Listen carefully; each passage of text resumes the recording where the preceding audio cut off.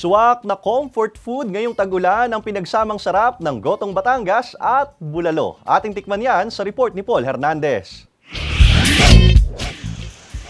Comfort food sa tag-ulan?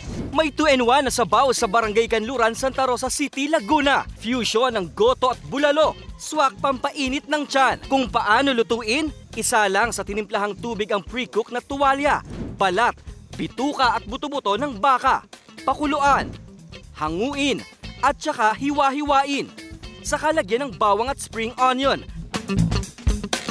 Ibuhos ang mixed soup ng goto at bulalo.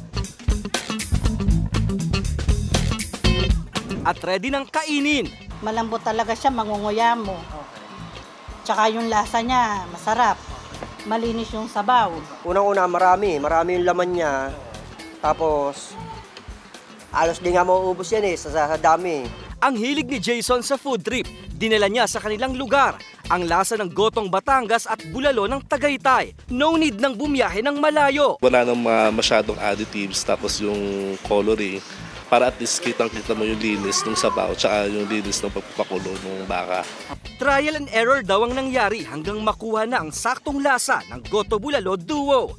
30 to 40 kilos ang nauubos nilang karne at laman loob ng baka kada araw. Ginagamitan namin ng uling para makapagpalambot doon sa laman loob tsaka sa karne ng baka.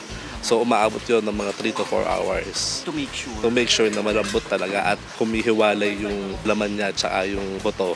4.99 pesos, good for sharing na ang Goto Bulalo. Patok din ang pansit bihon con lechon at ang beef tapa.